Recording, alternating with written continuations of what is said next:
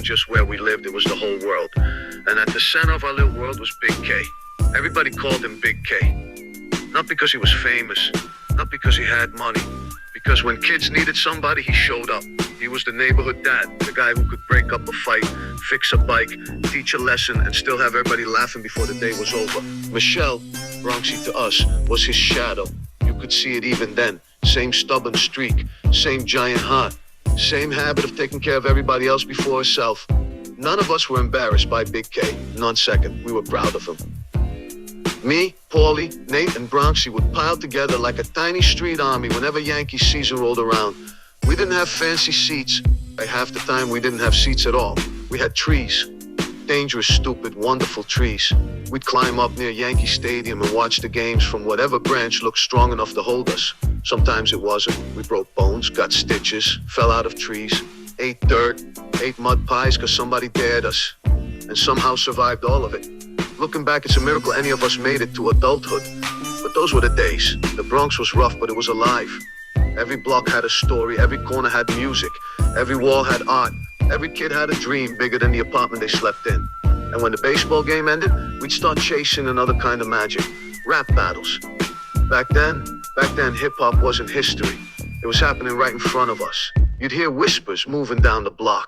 Yo, somebody's battling over on Tremont. Yo, this kid is destroying everybody. You gotta hear this dude. And if you didn't go right then, you missed it forever. No phones, no internet.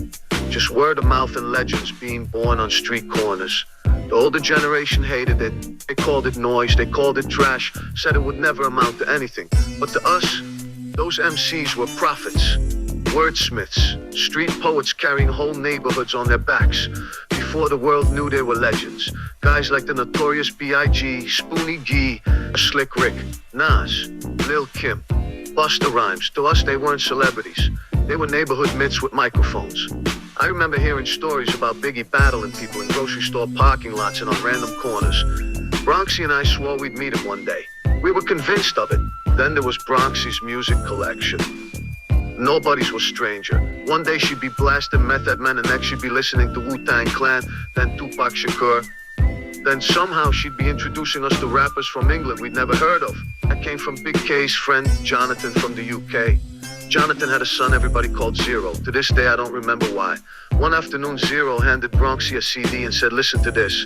That CD led us to Ocean Wisdom, then Dizzy Rascal. Suddenly, we'd be tagging walls with British hip-hop blasting from a beat-up speaker while Bronx kids argued about who had the better bars, New York or London.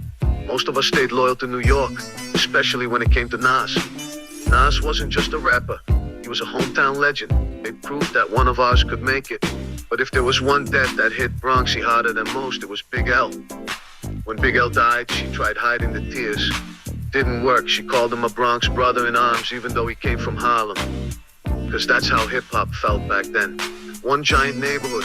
Big L could lyrically destroy somebody on a street corner battle and then shake their hand afterward.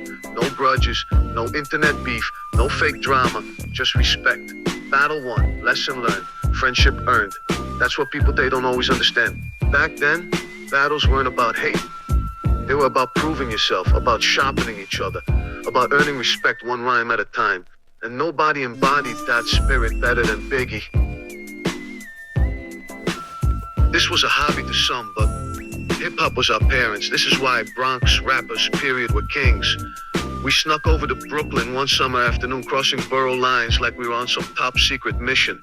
Me, Paulie, Joey, Nate, and Tezio were headed to hang with Tezio's cousin Paulie over by his block. Back then, Brooklyn felt like another world to us Bronx kids.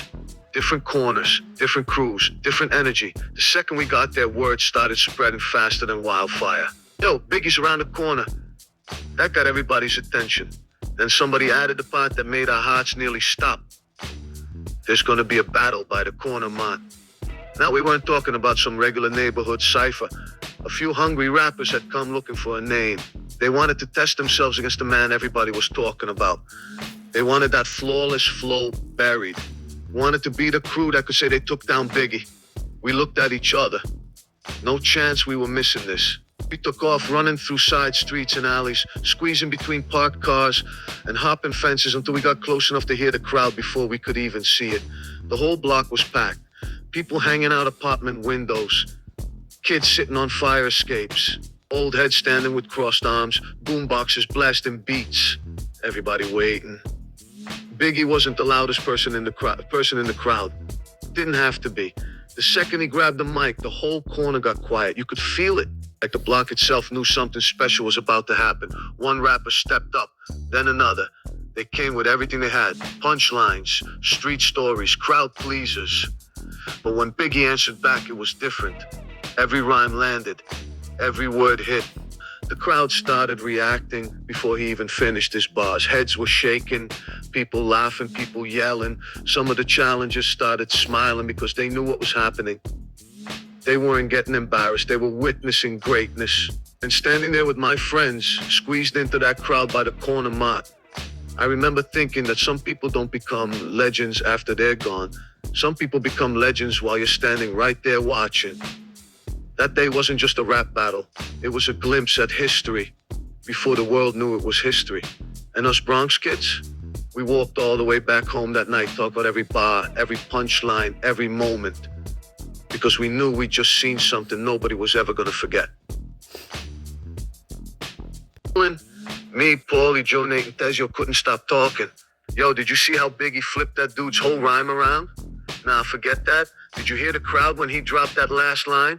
We were loud, excited, acting like we had just witnessed history because, truth be told, we probably had. But underneath all that excitement was one ugly truth. Big K was gonna kill us. Not really kill us, but the kind of trouble that came from hopping a train to Brooklyn without asking first, yeah. We were cooked. We were teenagers now, old enough to think we knew everything, young enough to prove every day that we didn't. The funny thing about Big K was that he never stopped teaching us. Didn't matter if we were 10 years old or 16. There was always a lesson hiding somewhere, usually wrapped inside one of his stories. And Big K had stories for days. The old man had lived through everything. Music was in his blood. He loved hip-hop from the very beginning, back when people thought it was just a fad. Back when DJs were plugging into streetlights and making magic out of turntables and extension cords. He loved hearing our adventures too, like he got to relive being young through us. That night everybody gathered at the bike shop like always. The smell hit us before we even walked through the door. Big K's chili. Nobody has ever figured out that recipe. I swear, if the government wanted state secrets, they should have started there. People still talk about that chili. But that's another story. As usual, everybody grabbed a bowl and found a place to sit. The younger kids sat on the floor. The older neighborhood heads leaned against the walls. The bike shop felt more like a family living room than a business. Then Big K stepped out front.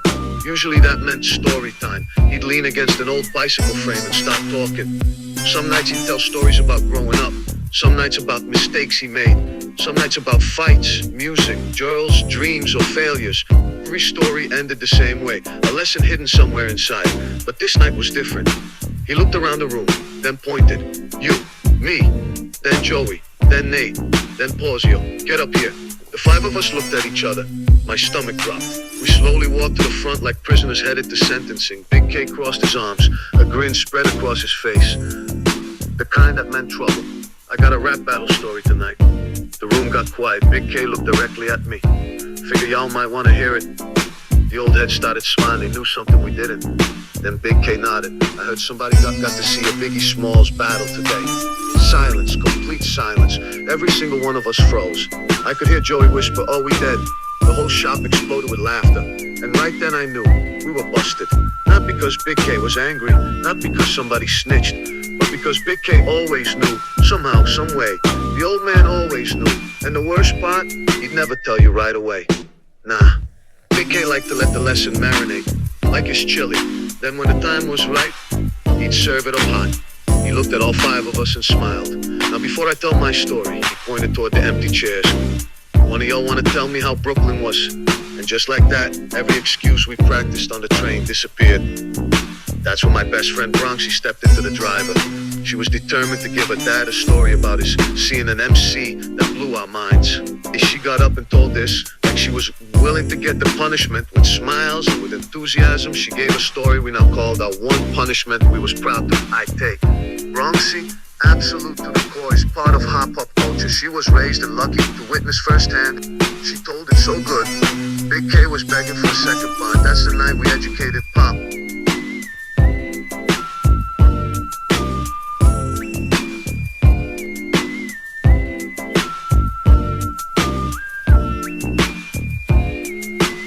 That night, after the stories and after the laughter died down, we knew the punishment was coming.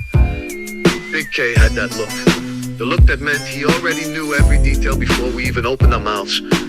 Y'all really hopped the train without permission, he asked, shaking his head. Nobody answered. Paulie stared at the floor. Joey suddenly found the wall fascinating. Nate looked like he was trying to disappear into his chair. And Bronxy, she just sat there because she knew she was guilty. Big K pointed at her first. Especially you. Bronxy sighed. I know. You know, he laughed. Girl, you chased hip-hop across boroughs like it owed you money. The room erupted in laughter. But then Big K got serious. He leaned forward and looked right at her. You know why I'm not as mad as I should be? Bronxy shrugged. Big K smiled. Because you followed your passion. The room got quiet. He pointed toward the sketchbook sitting beside her. He would have crossed oceans for that culture. Bronxy nodded. Because it was true. Hip-hop raised her. The music, the DJs, the breakers, the MCs, the graffiti writers painting their names on a world that didn't always see them. The Bronxy rappers weren't just entertainers. They were prophets, storytellers, teachers, people who took pain and turned it into something beautiful. Big K understood that better than anybody. He grew up watching hip-hop be born, watching neighborhoods find a voice, watching kids with nothing become legends because they dared to dream. He looked at Bronxy and said, never let anybody take that from you. The room stayed silent. People are gonna tell you art ain't a real job. He pointed at her. They're wrong. They're gonna tell you graffiti ain't important. They're wrong. They're gonna tell you your dreams are too big. They're wrong too. Bronxy listened carefully. Because when Big K talked, every word mattered. Then he smiled. One day all them walls you're drawing on paper are gonna become real. Everybody laughed, even Bronxy. But Big K wasn't joking. One day you're gonna paint things people remember. One day your art is gonna help people. One day you'll realize the little Bronx kid with paint on her hands became exactly who she was supposed to be. Years later, those words would come true. Bronxy became known throughout the Bronx. People knew her art. They knew the stories hidden inside every color she touched. And the older she got, the more she sounded like Big K. Especially when young artists asked her for advice. Because she always answered with the same words. The words that became her most famous quote. If you want to color the world with whatever creative side lives inside you, whether it's spray cans, music, poetry, dancing, or anything else, you need to understand something. There is no such thing as bad art. What you don't like, somebody else will. Create anyway. Big K would have loved hearing that, because that was his lesson all along.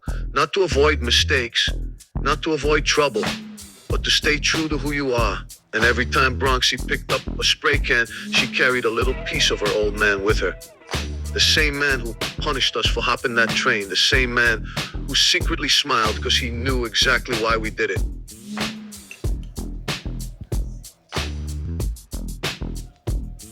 This chapter is dedicated to Christopher Wallace, better known to the world as Biggie Smalls, the notorious B.I.G.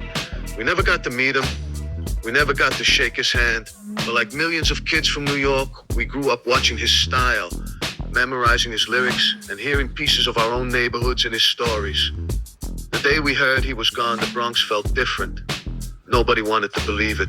I remember Big K looking at all of us while we sat around picking at our bikes and trying to make sense of the news. His funeral's in Brooklyn. He said, if your kids want to pay your respects, I'll take you. That was all we needed to hear. The next day we headed to Brooklyn. The streets were packed. People stood shoulder to shoulder, waiting for one last glimpse of the man whose voice had traveled from every boombox, every project hallway, every basketball court, every train platform in New York City. The police were struggling to control the crowd. Everybody wanted to say goodbye. Everybody wanted one final moment. And there was Bronxy, a teenager fresh out of high school, standing in the middle of history without even realizing it. The city felt like it was holding its breath.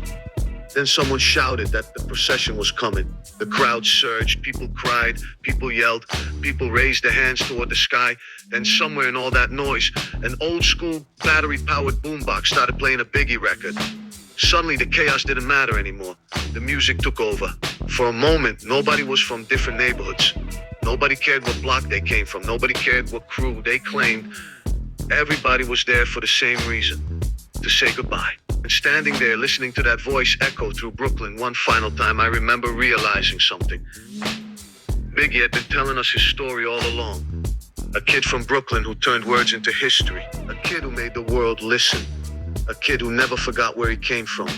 Years later, I would think about the title of his album, Life After Death. Back then, it was just an album name. After he was gone, it felt like something more.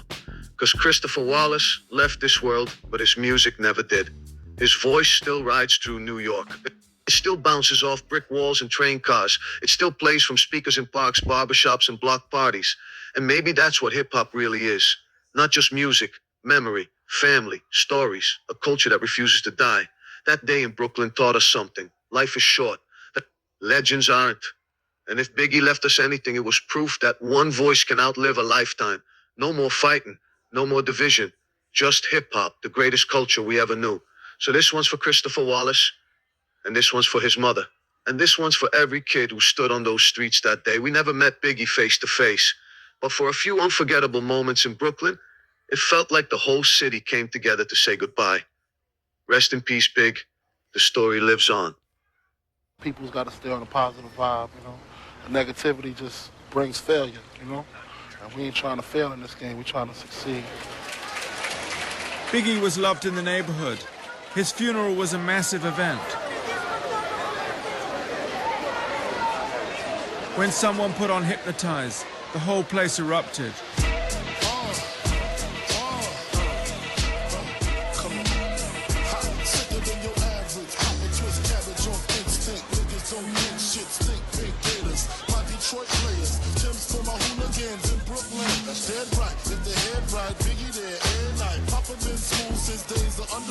Never lose, never choose to. Bruise, cruise, who? Do something to us. Talk goes through us. Girls want to us, wanna do us.